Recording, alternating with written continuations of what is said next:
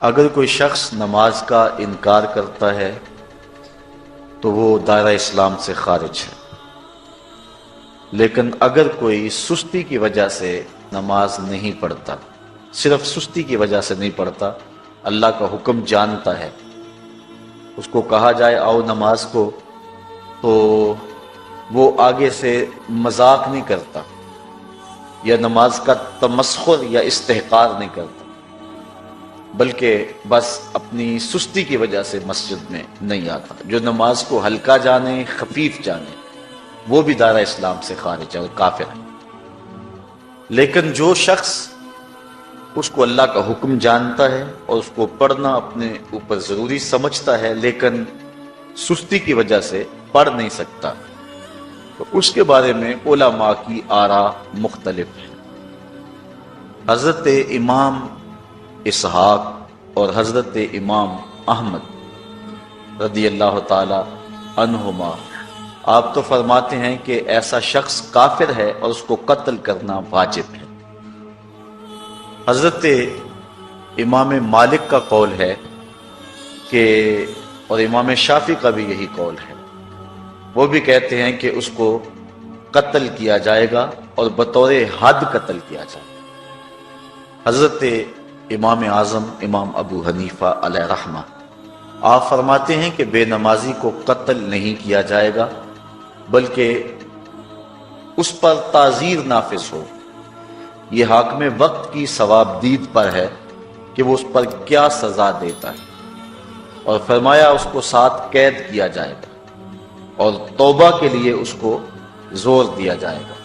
اگر وہ توبہ کر لے تو اس کو قید سے باہر نکال لیا جائے گا، ورنہ اس کو قید رکھا جائے گا۔ صحابہ کہتے ہیں کہ ہم کسی عمل کے تارک کو کافر نہیں سمجھتے تھے سوائے نماز کے تارک کے، اور آقا کریم علیہ السلام کا ایک فرمان ہے، من ترک الصلاۃ متعمدا فقد کفر جہارا، جس نے جان بوجھ کے نماز چھوڑی اس نے اعلانیہ کفر کیا۔ امام اعظم امام ابو حنیفہ علیہ رحمہ وہ فرماتے ہیں کہ یہ حدیث محل ترہیب میں ہے، گویا اس نے کافروں والا کام کیا، اس لیے آپ یہ فتویٰ دیتے ہیں کہ اس کو قید کیا جائے گا اور نماز کی پابندی کا زور دیا جائے گا، اور وہ توبہ کرے تو اس کو چھوڑ دیا جائے گا۔ لیکن باقی ائمہ بعض کہتے ہیں اس کو حداً قتل کیا جائے، اور امام اسحاق اور امام احمد کہتے ہیں اس کو قتل کرنا واجب ہے۔ تو بے نمازی جو اللہ کے حکم کی پابندی سستی کی وجہ سے نہیں کرتا، یہ اس کے لیے حکم ہے۔ جو شخص تحقیر کرتا ہے نماز کی، ہلکا جانتا ہے، تمسخر اڑاتا ہے یا اس کا انکار کرتا ہے، تو اس کے بارے میں علماء کے اندر کوئی اختلاف نہیں ہے، وہ ائمہ اربعہ کے نزدیک کافر ہے، دائرہ اسلام سے خارج ہے، مرتد ہے۔ لیکن سستی کی وجہ سے نماز نہ پڑھنے والا، اس کے بارے میں علماء کا یہ موقف ہے۔ حضرت غوث اعظم الشیخ سید عبد القادر جیلانی علیہ رحمہ آپ فرماتے ہیں کہ بے نمازی کو مسلمانوں کے قبرستان میں دفن نہ کرو۔ حضرت سلطان باہو علیہ رحمہ آپ کا قول ہے کہ بے نمازی سے خنزیر بھی پناہ مانگتا۔ حضرت شیخ سعدی شیرازی فرماتے ہیں بے نمازی کو قرض نہ دو، جو اللہ کا قرضہ ادا نہیں کرتا تمہارا قرض کیسے لٹائے گا۔ اب آئیے ہم حضور علیہ السلام کے فرامین دیکھتے ہیں اس حوالے سے۔ حضرت جابر بن عبداللہ انصاری رضی اللہ تعالی عنہ سے مروی ایک روایت، جس کو امام ابو داؤد نے روایت کیا، امام نسائی نے روایت کیا، دیگر محدثین نے روایت کیا۔ آقا کریم نے ارشاد فرمایا، بین الرجل و بین الکفر ترک الصلاۃ، آدمی اور کفر کے درمیان ترک صلاۃ ہے، یعنی بندہ مومن اور بندہ کافر کے درمیان ترک صلاۃ ہے۔ جو نماز پڑھتا ہے وہ مومن ہے، اور جو نماز نہیں پڑھتا تو وہ کافروں والا کام کرتا ہے، یا دیگر ائمہ کے نزدیک وہ کافر ہے۔ یہ ترہیباً نہیں بلکہ یہ حکم ہے۔ اور حضرت نبی رحمت صلی اللہ علیہ وسلم کا ایک دوسرا فرمان ان الفاظ کے ساتھ ہے، بین الرجل و بین الشرک والکفر ترک الصلاۃ، شرک و کفر اور بندہ مومن کے درمیان نماز ترک کرنا ہے۔ حضرت امام ابن ماجہ نے ان الفاظ کے ساتھ روایت کو نقل کیا ہے، بین الکفر والایمان ترک الصلاۃ، ایمان اور کفر کے درمیان نماز کا ترک کرنا ہے۔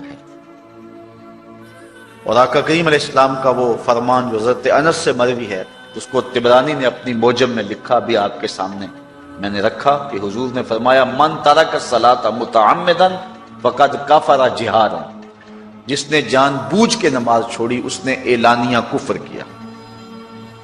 حضرت ابو ہریرہ رضی اللہ تعالی عنہ سے ایک روایت ہے کہ وہ فرماتے ہیں، لا سہم فی الاسلام لمن لا صلاۃ ولا صلاۃ لمن لا وضوء لہ، کہ اس شخص کا اسلام میں کوئی حصہ نہیں ہے جو نماز نہیں پڑھتا، اور اس شخص کا نماز میں کوئی حصہ نہیں ہے جو وضو نہیں کرتا۔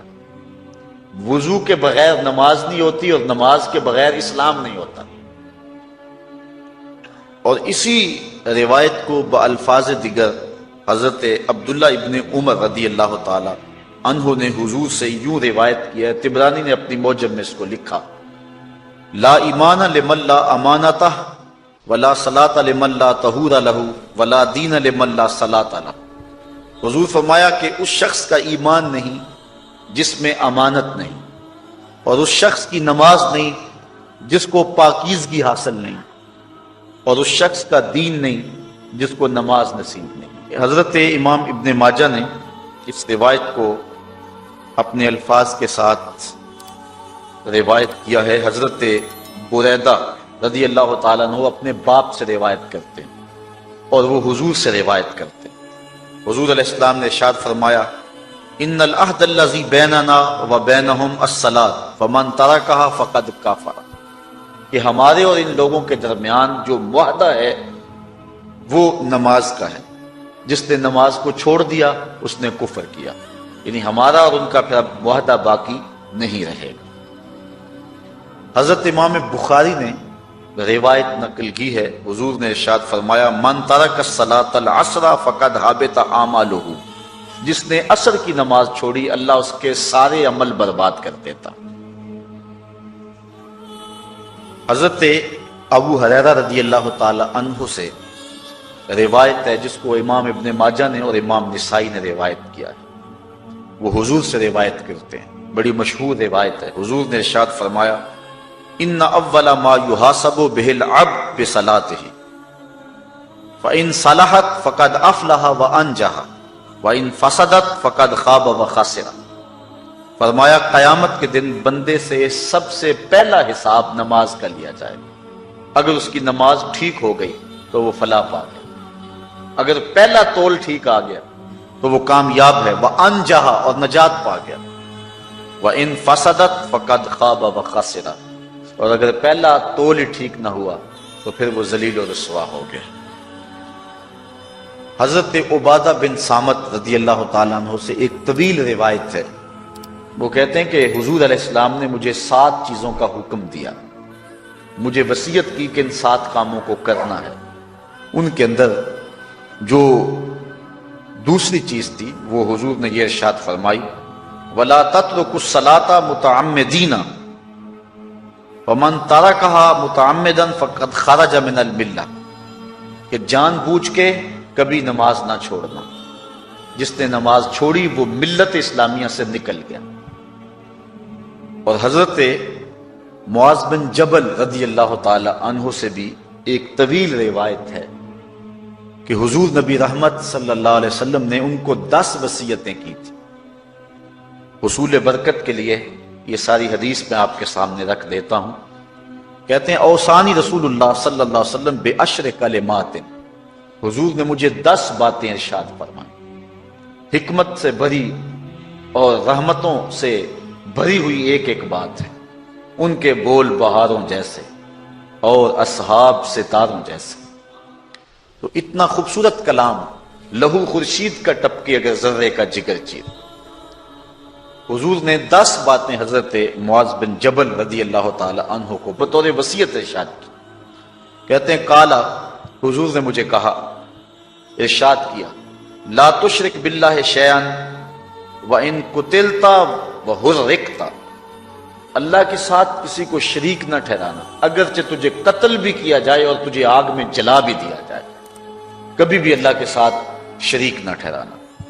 دوسری بات حضور نے مجھے یہ ارشاد فرمائی، وَلَا تَعْصِ وَالِدَيْكَ وَإِنْ أَمَرَاكَ أَن تَخْرُجَ مِنْ أَهْلِكَ وَمَالِكَ، کہ اپنے والدین کی کبھی نافرمانی نہ کرنا، اگرچہ تجھے حکم دیں کہ اپنے مال کو اور اپنے بچوں کو لے کے گھر سے نکل جا، تو کہا یہ کر لینا، نکل جانا، لیکن والدین کی نافرمانی نہ کرنا.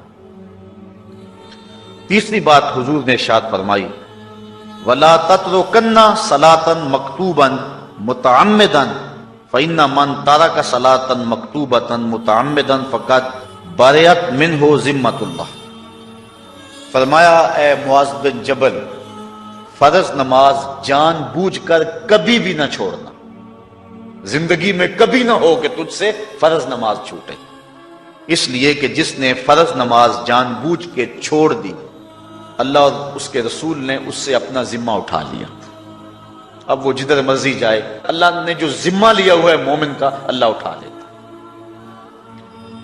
چوتھی چیز حضور نے جو ارشاد فرمائی، وَلَا تَشْرِبَنَّ خَمْرًا فَإِنَّهُ رَأْسُ كُلِّ فَاحِشَةٍ. اے معاذ بن جبل، زندگی میں کبھی بھی شراب نہ پینا، ہر بے حیائی کی جڑ ہے اور بنیاد ہے شراب. پانچویں چیز کہتے ہیں حضور نے جو مجھے ارشاد فرمائی وہ یہ تھی، وَإِيَّاكَ وَالْمَعْصِيَةَ فَإِنَّ بِالْمَعْصِيَةِ حَلَّ سَخَطُ اللَّهِ. کہا کبھی اللہ کی نافرمانی نہ کرنا، اللہ کی نافرمانی سے اللہ کی ناراضگی مول لینے والی بات ہے. اللہ تعالیٰ کی معصیت سے اس کی ناراضگی جائز ہو جاتی ہے، حلال ہو جاتی ہے. اور چھٹی چیز کہتے ہیں حضور نے یوں ارشاد فرمائی، وَإِيَّاكَ وَالْفِرَارَ مِنَ الزَّحْفِ وَإِنْ هَلَكَ النَّاسِ. کہا جب محاذ پہ ڈٹا ہونا تو کبھی پیٹھ نہ پھیرنا، اگرچہ لاشیں جو ہیں وہ گر رہی ہوں اور لوگ ہلاک ہو رہے ہوں، سارے لشکر کے ہلاک ہو جانے کا ڈر بھی ہو، لیکن کہا معاذ بن جبل میں تمہیں وصیت کرتا ہوں کبھی پیٹھ پھیر کے بھاگنا نہیں ہے. حضور نے کہتے ہیں مجھے جو ساتویں چیز ارشاد فرمائی وہ یہ تھی، وَإِنْ أَصَابَ النَّاسَ مَوْتٌ فَاصْبُتْ. اگر تو کسی ایسے علاقے میں رہتا ہو جہاں موت آ جائے، کوئی بیماری آ جائے موت والی، تو علاقہ چھوڑ کے بھاگنا نہ، وہیں رہنا. تیری قسمت میں زندگی ہوئی، تجھے کوئی موت دے نہیں سکتا. اور اگر موت تیرے لیے لکھی گئی ہے تو جہاں مرضی چلا جائے تو موت سے بچ نہیں سکتا. اس لیے ایسے مقام سے بھاگ کر نہ جانا، وہیں ڈٹے رہنا اور وہیں رکے رہنا. آٹھویں چیز کہتے ہیں حضور نے مجھے ارشاد فرمائی، وَأَنفِقْ عَلَىٰ أَهْلِكَ مِن طَوْلِكَ. کہا اللہ نے تجھے جو وسعت دی ہے، تجھے جو مال دیا ہے، اس کو اپنی اولاد پر کھل کے خرچ کرنا، اپنی اولاد سے بخل نہ کرنا. اولاد کے معاملے کے اندر جہاں ان کی ضرورت ہو اس کو کھل کے پورا کرنا ہے. اور حضور نے نویں بات جو ارشاد فرمائی وہ یہ تھی، وَلَا تَرْفَعْ عَنْهُمْ عَصَاكَ عَدَبًا. اپنی اولاد کو ادب سکھانے کے لیے ڈنڈا نہ چھوڑنا، عصا ہمیشہ لٹکا کے رکھنا، کوڑا باندھ کے رکھنا. اور 10ویں چیز کہتے ہیں حضور نے جو مجھے ارشاد فرمائی، وَأَخْفِهِمْ فِي اللَّهِ. اپنی اولاد کے دل میں اللہ کا خوف ڈالتے رہنا، اللہ کا ڈر پیدا کرنا اپنی اولاد کے اندر. تو نے اپنی اولاد کو یونیورسٹیوں اور کالجوں تک پہنچایا، بیرون ملک سے بھی تعلیم دلوائی، لیکن اللہ کا خوف نہ سکھایا. اللہ کا خوف سکھانا اپنی اولاد کو، ایسے لوگوں کی صحبت میں بٹھانا جن کی صحبت میں بیٹھ کر اللہ کا خوف پیدا ہو جائے. ان کو ایسی کتابیں لا کے دینا کہ جن سے خشیت الہی ان کے سینے میں پیدا ہو. اگر تو نے سب کچھ دے دیا، عالی نسب بنگلے دے دی اپنی اولاد کو، تو نے جو ہے وہ بہت اچھی تعلیم دلوا دی اپنی اولاد کو، دنیاوی سوسائٹی کے اندر ان کا وقار بہت بلند ہو گیا، تو نے سب کچھ دے دیا اپنی اولاد کو، اللہ کا خوف نہیں دیا تو کچھ بھی نہیں دیا. تو حضور نے جو 10ویں وصیت حضرت معاذ بن جبل کو کی وہ یہ ہے کہ انہیں اللہ سے ڈراتے رہنا، اللہ تعالیٰ کا خوف، ان کی خشیت ان کے سینے میں پیدا کرنا۔ اللہ اکبر۔ حضور کا ایک اور فرمان سنیے۔ حضور نے فرمایا کہ جو شخص نماز چھوڑتا ہے، ایک طویل حدیث ہے جس کا یہ حصہ ہے، وَقَانَ يَوْمَ الْقِيَامَةِ مَعَ قَارُونَ وَفِرْعَوْنَ وَحَامَانَ وَأُبَيِّ بْنِ خَلَف، جو نماز ترک کرتا ہے قیامت کے دن قارون کے ساتھ، فرعون کے ساتھ، حامان کے ساتھ اور ابی ابن خلف کے ساتھ کھڑا کر دیا جائے گا۔ جس صف میں اللہ کے دشمن کھڑے ہوئے ہوں گے، بے نوازی کو بھی اس صف میں کھڑا کر دیا جائے گا۔ کتنی رسوائی، کتنی ذلت ہے۔ کوئی بندہ یہ گوارا کرتا ہے کہ مجھے اس صف میں کھڑا کر دیا جائے جس میں دشمنان خدا کھڑے، دشمنان رسول کھڑے، میری کوئی بہن، میری کوئی بیٹی کیا یہ گوارا کر سکتی ہے کہ اس کو حضور پہ کانٹے پھینکنے والی ام جمیل کے ساتھ کھڑا کر دیا جائے، اس کو حضور کو اذیت دینے والی عورتوں کے ساتھ کھڑا کر دیا جائے؟ نہ میری کوئی بہن اور نہ کوئی میری ماں اس بات کو گوارا کرتی۔ تو جب ہم یہ گوارا نہیں کرتے تو پھر ہمیں عزم کرنا چاہیے کہ آج کے بعد نماز نہیں چھوڑنی۔ میں نے کسی جگہ پہ یہ بات بیان کی اور ساری گفتگو اسی عنوان سے ہوئی، کچھ ماحول ایسا بنا ہوا تھا۔ تو مجھے بعد میں صابر نامی وہاں کے ایک ساتھی نے فون کیا 2 یا 3 دن کے بعد، کہنے لگا کہ ہماری بستی میں ایک شخص بھی بے نمازی نہیں رہا ہے۔ اس حدیث کا زور اتنا ہے، اس حدیث کا وزن اتنا ہے۔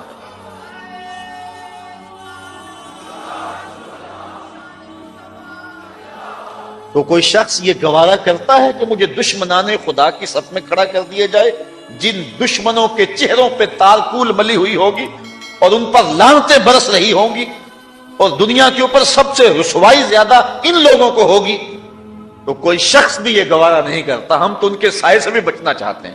میرے مالک، ہمارا حشر ان کے ساتھ نہ کرنا، ہمارا حشر تو ابو بکر و عمر کے ساتھ کرنا، ہمارا حشر تو عثمان غنی کے ساتھ کر دینا، ہمارا حشر تو مولا کائنات کے ساتھ کر دینا۔ مالک، ہمارا حشر بریلی کے امام احمد رضا کے ساتھ کر دینا، ہمارا حشر امام غزالی کے ساتھ کر دینا، بلال حبشی کے ساتھ کر دینا۔ ہماری آرزویں تو یہ ہیں، ہماری تمنائیں تو یہ ہیں۔ ہم تو کہتے ہیں مولا کل قیامت کے دن اٹھیں تو داتا کے قدموں میں اٹھیں، خواجہ اجمیری کی چوکھٹ سے اٹھیں، ہم اٹھے تو شاہ نقشبند بخاری کا جلوس آگے ہو، ہم اس جلوس کے ساتھ شامل ہوں، خواجہ معین الدین چشتی کی غلامی میں اٹھے، ہم حضرت غوث اعظم کی نوکری میں اٹھیں، حضرت شیخ شہاب الدین کی نوکری میں اٹھیں۔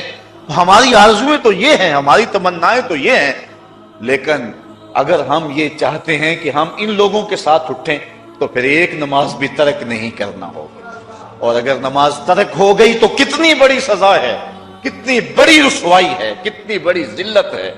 اور یہ آپ کے رسول کا فرمان ہے، اللہ اکبر، کہ قیامت کے دن وہ شخص جو نماز نہیں پڑھتا، قیامت کے دن اس کو دشمنان خدا کی صف میں کھڑا کر دیا جائے گا۔ یہ ہو نہیں سکتا کہ ہم نے یہ حدیث سن لی اور اب نماز قصدن چھوڑیں۔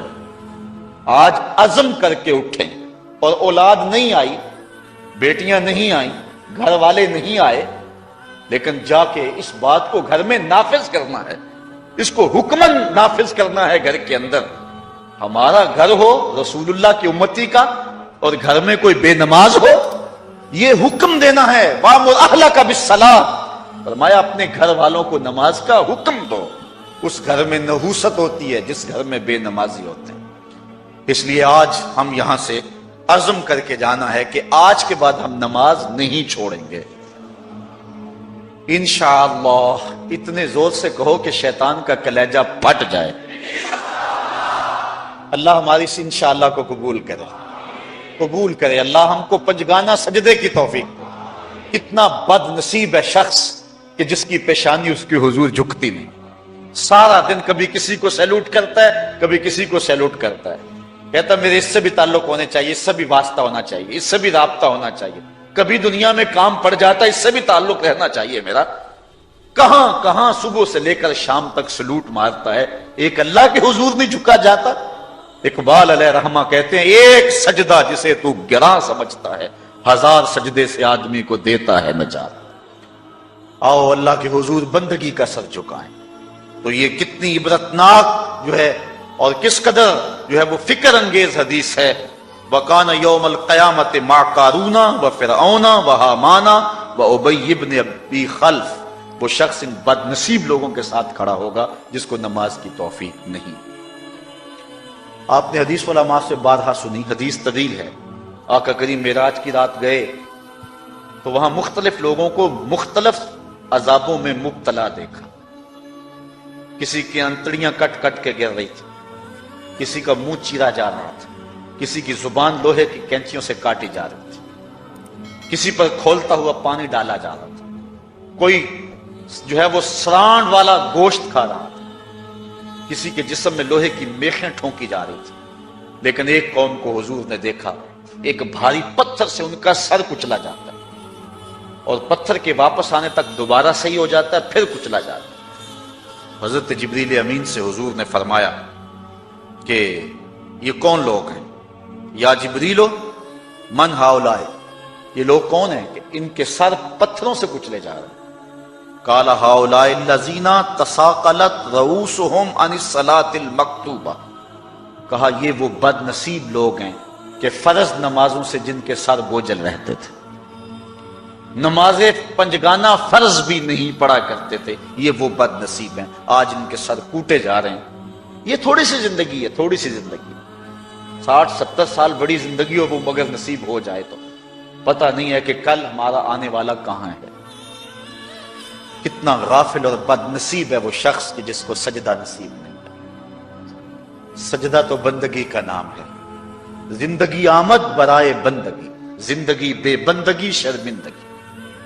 بندہ تو ہے ہی بندگی میں. کسی شخص نے راستے میں جاتے جاتے چائے کی پیالی پلا دی ہو نا بازار میں، تو ہم جب بھی اس گلی سے گزرتے ہیں اس کو سلوٹ کر کے جاتے ہیں، السلام علیکم. یار اس سے بڑے سلام لیتے ہو، یہ بڑا محبت والا، بڑے اخلاق والا ہے. یار جس نے چائے کی پیالی پلا دی ایک مرتبہ، اس کو تو جاتے آتے سلام کر کے جاتے ہو. جس رب نے زندگی بخشی ہے، جس رب نے جو ہے وہ ساری بہاریں عطا کی ہیں، اس کے حضور میں جھکا جاتا ہے. کتنا متکبر شخص ہے جو اللہ کے حضور میں جھکتا. اللہ اکبر. کہا یہ وہ بد نصیب لوگ ہیں فرض نمازوں سے جن کے سر بوجھل رہا کرتے تھے. اللہ اکبر. حضور نبی رحمت صلی اللہ علیہ وآلہ وسلم نے ارشاد فرمایا، نماز چھوڑنا تو خیر بہت بری بات ہے.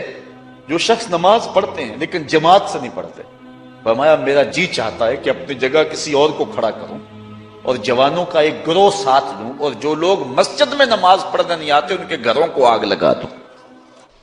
رحمت للعالمین آقا فرما رہے ہیں کہ ان کے گھروں کو آگ لگا دوں. کتنا غصہ ہے ان لوگوں پر کہ جو مسجد میں آ کر نماز نہیں پڑھتے، اور جو پڑھتے ہی نہیں. اس دور میں تو کوئی تھا ہی نہیں کہ مومن ہو نماز نہ پڑھتا ہو. اللہ اکبر. تو مومن نماز ہی پڑھتے تھے، تو اگر کسی سے گھر میں نماز پڑھی گئی تو فرمایا میرا جی چاہتا ہے. آج نماز تو نماز رہی، ہم کو تو جمعہ بھی نصیب نہیں ہے. کتنے لوگ ہیں کہ جو پابندی کے ساتھ نماز جمعہ بھی نہیں پڑھتے. حضور کا ایک فرمان سنیے. آقا کریم نے ارشاد فرمایا، من ترک الجمعۃ ثلاث جمع متوالیات فقد نبذ الاسلام وراء ظہرہ. جس نے بغیر کسی عذر کے 3 جمعے چھوڑ دیے، اس نے اسلام کو اپنی پشت کے پیچھے ڈال دیا. اس نے پرواہ ہی نہیں کیا اسلام کی. اور ایک حدیث کے لفظ ہیں، من ترک ثلاث جمعات من غیر عذر کتب من المنافقین. جس نے بغیر کسی عذر کے 3 جمعے چھوڑ دیے، اس کا نام منافقوں کی فہرست میں لکھ دیا جاتا. اور ایک حدیث کے لفظ اس حوالے سے ہیں، من ترک ثلاث جمع تہاونا بہا طبع اللہ علی قلبہ. جس نے سستی کی وجہ سے 3 جمعے چھوڑ دیے تو اس کے دل پر اللہ غفلت کی مہر لگا دیتا ہے. یہ وہ بد نصیب شخص ہے کہ جو نماز جمعہ چھوڑتا ہے. حضرت ابن حجر نے الزواجر کے اندر ایک روایت لکھی ہے. وہ فرماتے ہیں جو شخص نماز ترک کرتا ہے اس کو بہت ساری رسوائیاں ہیں. وقت اتنا طویل نہیں ہے کہ ایک ایک چیز کو تفصیل سے بیان کروں. وہ کہتے ہیں پہلی بات تو یہ ہے کہ اس کی عمر میں برکت اٹھا لی جاتی. دوسری بات اس کے چہرے سے صالحین کا نور اتار لیا جاتا ہے۔ تیسری بات، وہ کوئی بھی عمل کرے اس کا ثواب نہیں ملتا اسے، یہ دنیا پر اس کو سزائیں۔ چوتھی سزا دنیا پر اس کو یہ ملتی ہے، اس کی دعائیں قبول نہیں ہوتی۔ اور پانچویں سزا اس کے لیے یہ ہے کہ اس کے لیے جو نیک لوگ دعا کرتے ہیں ان دعاؤں کا حصہ اسے نہیں ملتا۔ مومن نیک سحری وقت اٹھ کے دعا مانگتے ہیں اللہ پوری امت پر کرم کر دے، تو یہ بھی امت میں شامل ہے۔ دعا اللہ والے کی تو قبول ہوئی، لیکن اس کا حصہ نکال دیا گیا، اس کا حصہ نیک لوگوں کی دعاؤں سے نکال دیا گیا۔ اور جب وہ مرنے لگتا ہے، نزا کے وقت تین اس کو سزائیں ملتی ہیں، ایک تو بھوکا مرتا ہے، دوسرا پیاسا مرتا ہے، تیسرا ذلیل ہو کے مرتا ہے۔ اور قبر کے اندر اس کو تین سزائیں۔ حضرت امام ابن حجر کہتے ہیں ایک تو اس کی قبر تنگ کر دی جائے گی، حتیٰ کہ ادھر والی پسلیاں ادھر اور ادھر والی پسلیاں ادھر۔ دوسرا، اس کی قبر میں آگ ڈالی جائے گی، جو اللہ کے حضور نہیں جھکتا اس کی قبر اس لائق ہے کہ اس میں آگ ڈالی جائے۔ اور تیسری، اس کے اوپر ایک اژدہا مسلط کر دیا جائے گا جس کا نام ہے شجاع الاقرع، اور جب وہ ڈنگ مارے گا تو 70 گز تک وہ شخص زمین میں دنس جائے گا، اور وہ مسلسل یہ ڈنگ مارتا رہے۔ اور کہا کہ تین سزائیں اس کو حشر میں پہنچیں گی۔ ایک تو اس کا حساب سختی سے لیا جائے گا، اور جس کا حساب سختی سے لیا گیا وہ بچ پائے گا۔ حساب سے بچے گا وہ جس سے اللہ صرف نظر کرے گا۔ اللہ اکبر۔ ایک تو اس کا حساب سختی سے لیا جائے گا، دوسرا اللہ تعالیٰ جل شانہ اپنے قہر و غضب کا اس پہ اظہار کرے، اور تیسری اس کو سزا یہ دی جائے گی کہ اس کو جہنم میں ڈال دیا جائے گا۔ ساتھیاؤ، میں اور آپ آج کی اس بزم میں یہ پختہ عزم کر کے اٹھیں کہ آج ہم خود بھی اور اپنی اولاد کو بھی، اپنے دوستوں کو بھی، میرے والد گرامی فرمایا کرتے تھے جس سے دوستی ہونا اس کی انگلی پکڑ کے دین کی راہ پہ لے آؤ، یہ دوستی کا حق ہے۔ اس کے لیے آپ بہت کچھ کرتے ہیں، لیکن اگر اس کو دین نہیں دیا تو کچھ بھی نہیں دیا۔ کوشش کرو میرا دوست ہو اور جہنم میں جائے۔ والدین بچے کے مستقبل کے لیے کتنی کوشش کرتے ہیں، لاکھوں روپیہ لگاتے ہیں مستقبل ٹھیک ہو جائے، کرتے ہیں کہ نہیں کرتے؟ یونیورسٹیوں کے اندر، کالجوں کے اندر کتنی بھاری فیسیں بھرتے ہیں۔ کیوں اتنا کچھ کیوں کر رہے ہو؟ میں نے دیکھا بوڑھا باپ اپنی کمر پہ بوریاں لاد کے مزدوری کرتا ہے، مائیں اپنا زیور بیچ رہی ہیں کہ اولاد پڑ جائے۔ میاں اتنا کچھ کیوں کر رہے ہو؟ جی مستقبل ٹھیک ہو جائے۔ یہ مستقبل کتنا ہے؟ 20-25 سال کا، اور جو اصل مستقبل ہے اس کی فکر ہی نہیں کسی کو۔ اصل مستقبل تو وہ ہے۔ اللہ اکبر۔ بیرون ملک جائے بیٹا تو ماں کہتی ہے بس دعا کرو کہ میرا بیٹا خیریت سے پہنچ جائے۔ بیٹی کی شادی کرتی ہے تو ماں کہتی ہے دعا کرو کہ اپنے گھر میں اس کو چین مل جائے۔ کسی کا انٹرویو ہوتا ہے، لوگ کہتے ہیں جناب دعا کرو کہ اس انٹرویو میں وہ کامیابی سے گزر جائے۔ میں کہتا ہوں جب قبر میں اترتا ہے پھر کسی نے آ کر کبھی نہیں کہا کہ دعا کرو مشکل گھڑی آ گئی ہے خیریت سے گزر جائے۔ اصل امتحان تو یہ ہے، اگر اس امتحان سے گزر گیا تو کامیابی اور بامرادی۔ یہ تھوڑا سا مستقبل دنیا کا، اس کے لیے ہم کتنے پیسے لگا دیتے ہیں۔ سب کچھ اولاد کو آتا ہے، ہر شے فر فر پڑھتے اور بولتے ہیں، دعائے قنوت بھی نہیں آتی ہوتی۔ تو ہم اپنی اولاد کے لیے دین کا تحفہ اس کو کبھی نہ چھوڑیں۔ اللہ اکبر۔ کوشش کریں، محنت کریں۔ حضور نبی رحمت صلی اللہ علیہ وآلہ وسلم نے ان بد عمل واعظین کی بات بھی کی ہے کہ جو لوگوں کو نیکی کا حکم دیتے ہیں اور خود اس پہ عمل نہیں کرتے۔ آج ہمارے کچھ واعظین لوگوں کو تو واعظ و تلقین اور نصیحت کرتے ہیں اور خود نماز میں سخت سستی کا ارتکاب کرتے ہیں، اور جس سے قوم کے اندر نماز میں سستی عملاً پیدا ہو جاتی۔ کوئی عرس کی تقریب ہو، کوئی محفل نعت ہو، کوئی جلسہ ہو، کوئی شادی کی تقریب، نماز کے وقت کا پورا پورا خیال رکھا کرے اور اس بات کا لحاظ رکھا کرے۔ بلکہ ہمارے ہاں ایک عجیب سا فیشن ہے اور عجیب سی بات ہے، میں بڑا حیران ہوا کرتا ہوں کہ عشاء کے بعد جب جلسے ہوتے ہیں نا ہمارے مساجد کے اندر، تو مغرب سے اعلان شروع ہو جاتا ہے آج رات فلاں صاحب خطاب فرمائیں گے، اور پھر جب نماز عشاء ہوتی ہے تو ہمارا نقیب محفل کھولتا ہے لاؤڈ سپیکر اور وہ اعلان کرتا ہے حضرات جماعت ہو چکی ہے، اب مسجد میں آ جائیں۔ یعنی یہ نماز کو ہلکا کرنے والی بات ہے۔ ان کو کہا جا رہا ہے کہ بلکہ بعض تو کہہ دیتے ہیں جس کا تمہیں ڈر تھا وہ گزر گئی ہے، اب آ جاؤ، کیا لینا ہے جلسے میں آ کر اگر نماز ہی نہیں پڑھنی ہے تو۔ ممبر و محراب کے جو ذمہ دار ہیں ان سے جو ہے وہ عجیب و غریب قسم کی جو ہے وہ حرکات سکنات سرزد ہو رہی ہیں۔ یہ جو جہل نقیبوں کا ایک غول آ گیا نا، یہ بھی ایک بہت بڑی مصیبت ہے۔ ایک تو بے تحاشا القاب، دوسرا دین کی روح سے ناشنائی۔ وہ کسی نے کہا تھا نا کہ پہلے حضرت غوث پاک ولی بناتے تھے، چور سے کتب بناتے تھے، آج کل ہم بناتے ہیں۔ کہا تم کیسے؟ کہا ہمیں پتا ہوتا ہے یہ چور بیٹھا ہوا ہے، ہم کہتے ہیں غوث زمان اور کتب دوران۔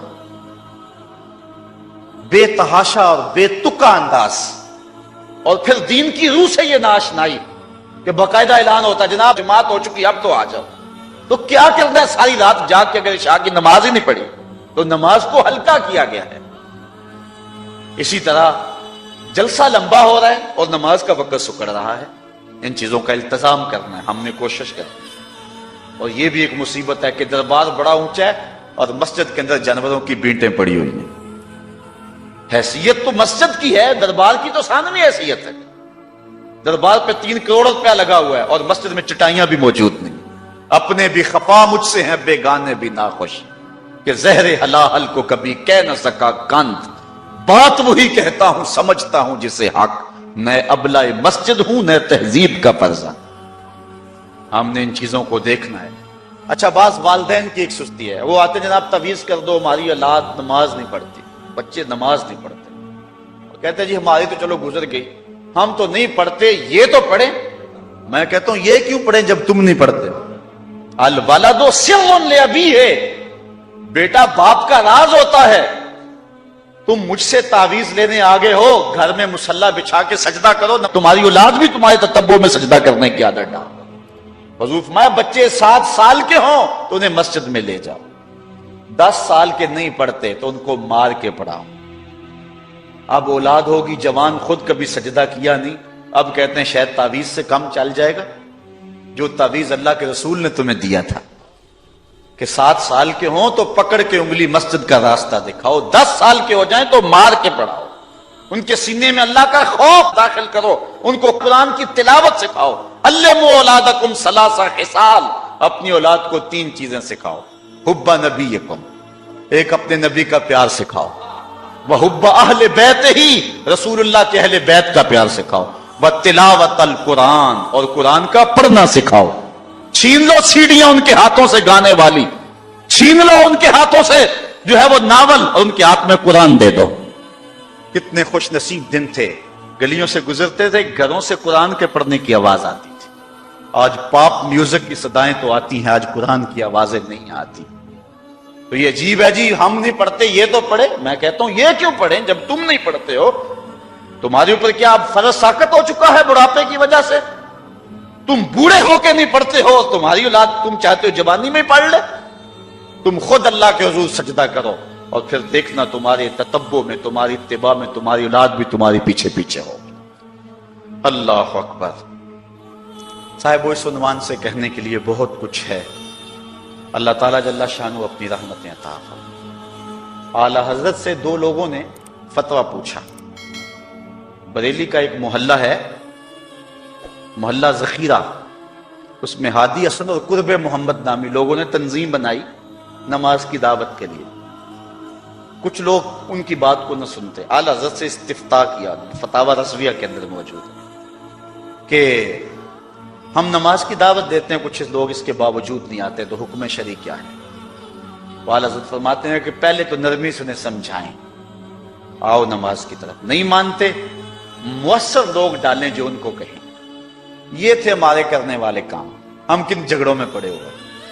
مؤثر معاشرے کے لوگ تلاش کریں اور ان کو سمجھائیں، جن کی وہ مانتے ہیں، ٹالتے نہیں۔ ان سے سمجھائیں ان کو۔ اور فرماتے ہیں اگر ان کے سمجھانے سے بھی نہیں سمجھتے تو فرمایا فتویٰ پھر یہ ہے ان سے بائیکاٹ کر دیں، ان سے ترک کلام کر دیں، ان سے گفتگو چھوڑ دیں۔ ہم نے تو کبھی بیٹوں سے نہیں چھوڑی گفتگو، بیوی بے نماز ہو ہم ہر شے بیوی سے منوا لیتے ہیں۔ کبھی کہا تیرے ہاتھ کی پکی روٹی نہیں کھاؤں گا اگر تو نماز نہیں پڑھتی؟ کبھی بیٹا کہے امی تو نماز نہیں پڑھتی میں تیرے ہاتھ کی روٹی نہیں کھاؤں گا؟ جو ماں بیٹے کے لیے سب کچھ کرتی ہے، کتنے دکھ جھیلتی ہے، کسی کے گھر کے برتن مانجنے پڑے وہ بھی مانجتی ہے، کیا بیٹے کی خواہش پہ نماز نہیں شروع کر دے گی؟ جب عادت ڈالے گی تو پھر اللہ دل میں بھی وہ محبت ڈال دے گا۔ کیونکہ ہمارا تو اتنا ہی کام ہے نا، حضرت بایزید بسطامی نے یہی کیا تھا نا۔ حضرت بایزید بسطامی علیہ رحمہ بسطام کے لوگوں کی تربیت کر رہے ہیں، کسی محلے کے کونے میں آ کر ایک فاحشہ عورت بیٹھ کے لوگوں کا دین ایمان اجاڑنے لگی۔ کسی نے کہا بایزید تیرا شہر لٹ رہا ہے، جس کو تو اشکوں سے سیراب کیا تھا اور سجدہ ہائے سحرگاہی سے جس شہر کو نور بخشا تھا، تیرا شہر لٹ رہا ہے۔ کیا ماجرا ہوا؟ لوگوں نے کہانی سنائی۔ بایزید بسطامی صبح مصلی اٹھایا اور جا کے اس فاحشہ عورت کے دروازے پہ مصلی بچھا لیا۔ اب جو بھی گاہک آتا بایزید بسطامی کو بیٹھا ہوا دیکھ کے راستہ بدل لیتا۔ اس نے انتظار کیا، رات کے اندھیرے گہرے ہو گئے، آج کوئی گاہک ہی نہیں آیا۔ اس نے کھڑکی سے جھانک کر کے دیکھا ایک بوڑھا بابا بیٹھا ہوا ہے، ہاتھ میں تسبیح ہے، مصلی بچھایا ہوا ہے۔ نیچے اتر کر کے کہا بابا اللہ کو یاد کرنے کے لیے اور تھوڑی جگہ ہیں، تجھے میرے گھر کی گلی ہی ملی، میرا راستہ روک لیا۔ بابا کہنے لگا کیا مسئلہ ہے تجھے؟ کہا میرے گاہک رکے ہوئے ہیں۔ کہا آج میں تیرا گاہک ہوں، بتا تیری رات کی قیمت کتنی ہے؟ اللہ اکبر۔ حضرت بایزید بسطامی نے قیمت طے کی، اس کے گھر کی جب چھت چڑھنے لگے نا سیڑھیاں، لوگ دیکھ رہے تھے۔ کہا مالک اگر بایزید بھی اجڑ گیا تو روشنی کہاں سے لیں گے؟ بایزید بھی ایک فاحشہ عورت کے کوٹھے پہ چڑھ رہا ہے، اگر یہ بھی چراغ بجھ گیا تو زمانے کو اجالا کہاں سے ملے گا؟ لیکن قدرت کو کچھ اور ہی منظور تھا۔ اس سے کہا مصلی بچھا لے، جو میں کرتا جاؤں وہ کرتے جاؤں۔ پہلے وضو کیا، اس نے بھی کیا، پھر مصلی پہ آئے، وہ بھی پیچھے کھڑی ہو گئی۔ پھر بایزید قیام کیا، اس نے بھی قیام کیا۔ پھر رکوع میں گئے، وہ بھی رکوع، قوما وہ بھی قوم ہے۔ جب سجدے میں حضرت بایزید گئے، وہ بھی سجدے میں، تو بایزید رو پڑے۔ کہا مالک بایزید کا اتنا ہی کام تھا کہ اس کا سر تیری چوکھٹ تک جھکا دے۔ مالک یہاں تک لانا میرا کام تھا، دل کی دنیا بدلنا تیرا کام ہے۔ جب وہ سجدے میں جا رہی تھی تو فحشا تھی، جب سر اٹھایا وقت کی بلیا بن چکے تھے۔ ایک بزرگ کہتے ہیں میں بازار کے کنارے جا رہا تھا، ایک شرابی گرا ہوا تھا اور گندے پانی سے اس کا منہ گندا ہو رہا تھا۔ میرے دل میں رحم آیا، ایک انسان ہے اور یوں رسوا ہو رہا ہے۔ میں نے گندی نالی سے اس کو اٹھایا اور اٹھا کر کے جو ہے وہ اس کا منہ دھویا اور چلا گیا۔ مشہور شرابی تھا شہر کا۔ کہتے ہیں سحری کا وقت ہوا، تہجد کے لمحے آئے تو میں مسجد میں نماز پڑھنے کے لیے گیا، دیکھا کیا کہ وہ شرابی مصلی بچھا کے بیٹھا ہوا۔ میں حیران ہو گیا کہ یہ کیا ماجرا ہوا۔ اب صبح تو میں نے اس کو گندگی سے اٹھایا ہے اور اس کا منہ دھویا ہے۔ میں حیران ہوا تو حاطب سے آواز آئی، میرے بندے تو نے اس کا منہ دھو دیا تھا، میں نے اس کا دل دھو دیا۔ صاحبو ہم اپنا کام کریں، کوشش کریں، کھینچ کے لے آئیں کسی کو مسجد میں، اور پھر دیکھنا رب کے رنگ، وہ بڑا کریم ہے، وہ بڑا رحیم ہے۔ آئیے آج کی اس مجلس میں ہم یہ عزم لے کر کے جائیں۔ اپنے لیے میرا نہیں خیال کہ اس بڑے مجمع میں کوئی ایسا شخص اب رہے گا جو نماز چھوڑ سکے گا، انشاءاللہ نہیں چھوڑ سکے گا اللہ کی توفیق سے۔ یہ آپ کی آنکھوں میں تیرتے ہوئے آنسو گواہی دے رہے ہیں کہ رسول اللہ کی نگاہ بھی ہو رہی ہے اور اللہ کا کرم بھی اتر رہا ہے۔ میرا نہیں خیال کہ یہاں سے اٹھ کر کوئی شخص جو ہے جا کے نماز چھوڑے، لیکن اب ہم نے آگے کام کرنا ہے، اپنے گھروں میں، اپنی گلیوں میں، اپنے محلوں کے اندر لوگوں کو کھینچ کر کے مسجد کا رخ دکھانا ہے۔ اللہ مجھ کو آپ کو اپنی رحمتوں اور کرم نوازیوں کا نور نصیب فرمائے۔ وآخر دعوانا ان الحمدللہ۔ جو لینا ہے سی تے لکھیا وچ نصیباں،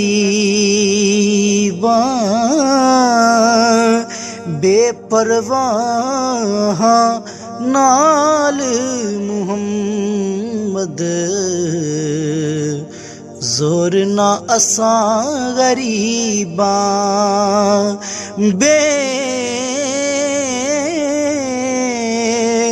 ਪਰਵਾਹ ਨਾਲ ਮੁਹੰਮਦ ਜ਼ੋਰ ਨਾ ਅਸਾਂ ਗਰੀਬਾਂ ਤੇ ਜਿਸ ਦਿਲ ਦੇ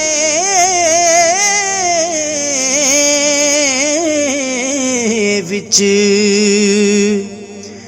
ਜਿਸ ਦਿਲ